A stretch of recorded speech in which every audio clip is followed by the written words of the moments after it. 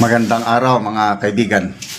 Bigyan natin ngayon ng reaction opinion itong post ni Atty. Rowena Guanzon. Tungkol ito kay PBBM at Martin Romualdez. May interview kay PBBM tungkol sa kanyang ama. Ano daw ang pinakamalaking pagkakamali ng kanyang ama? Ang lagi niyang sagot, consistent, yung magtiwala daw sa mga tao na hindi niya dapat pinagkatiwalaan. Okay. Baka dapat humarap si Bongbong sa salamin. At baka applicable din sa kanya yung sagot niya palagi. Dapat mo bang pagkatiwalaan si Martin na dahilan kung bakit tayo nagkakaganito ngayon? Ulitin ko ito ang ganda itong tanong ni Atty. Guanzon. Napakatalino talaga itong abogadang ito. Saludong-saludo tayo kay Atty. Guanzon. Sabi niya, dapat mo bang pagkatiwalaan si Martin na dahilan kung bakit tayo nagkakaganito ngayon? Check our history, Romualdez din nung nakaraan. Di ba? Okay. So, sa mga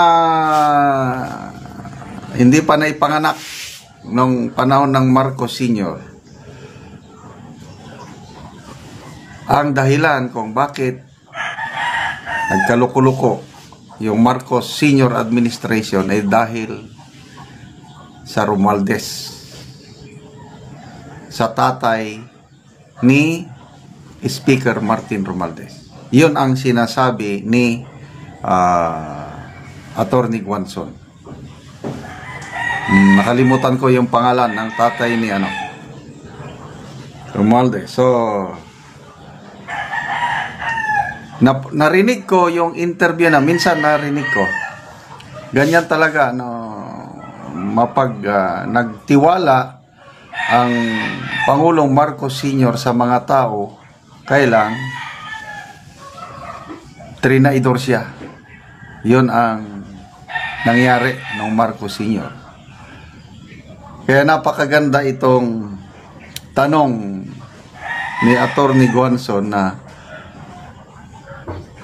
humarap sa salamin. Dapat bang humarap? Sabi niya. Baka dapat humarap.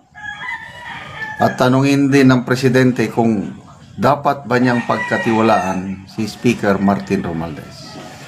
So, magbasa tayo sa mga comments, History repeating itself. Ito, Akmar Galbi. History repeat by himself. Romualdez to Marcoses. Shell Kalabangsalan. Di ilalaglag ni Bongbong si Tambi, may hawak na alas si Tambi sa mag-asawa. Kaya hinayaan niya si Tambi na gumawa ng masama. Abusado. Marites Martinez. Walang pinagkaiba yung matandang Romualdez, yung tatay. Ngayon, anak naman. Ang problema pa kay BBM dahil lagi ring hindi ko na lang basahin.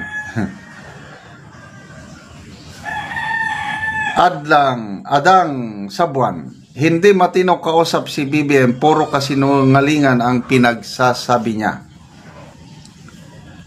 Andrea Reyes, carbon copy nga sa history, pero mas ito ang pinaka-worst kumpara sa ama. Nakakasuka talaga.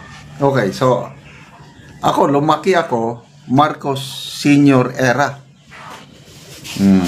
1965 nagpresidente ang Marcos Sr. Grade 1 na ako noon.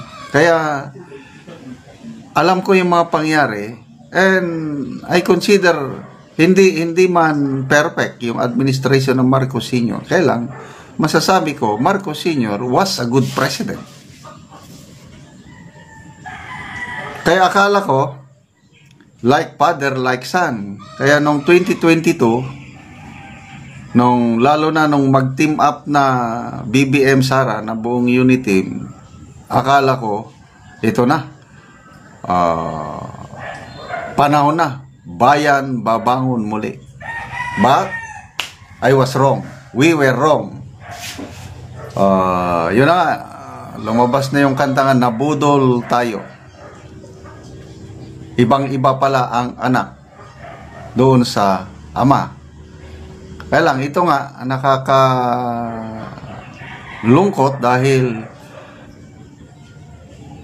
yung matandang Romualdez, ito yung anak na Romualdez, parang ganun lang din ang nangyari. Okay. Budget 2025 the worst budget in our history.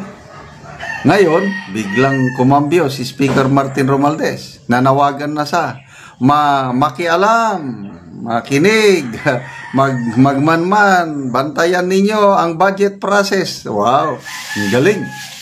Para bang natulog sa isang masamang bangungot. Kaya sinasabi na, sige, i-open natin ang BICAM. No choice sila kasi wala na ang taong bayan. Talagang ayaw nang mangyari yung kaya salamat naman. Mag-ingay po tayo yung budget process para hindi na nila maulit yung billions na insertion lang sa budget na kawawa ang taong bayan. So ito na. Sana makarating ito sa Pangulo, itong post ni Attorney Guanzon, para ang Pangulo, agree ako sa obserbasyon ni Attorney Guanzon na ang nagpapahirap, bakit tayo nagkakaganito, dahil sa pinsan ng Pangulo.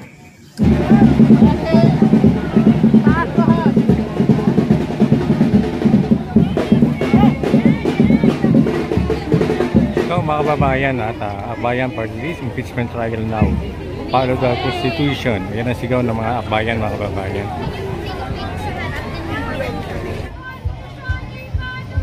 Impeachment trial now! Gagawin ang paso! Gagawin ang paso! Linisin!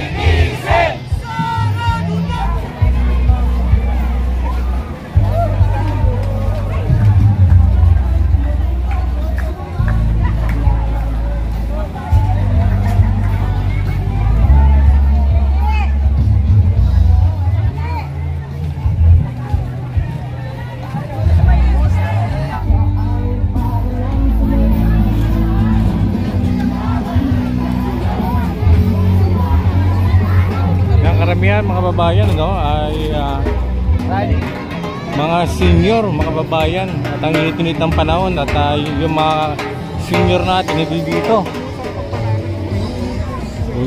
Sana walang mangyaring sama sa kanila dahil dapat mga senior nakapagpahinga na yan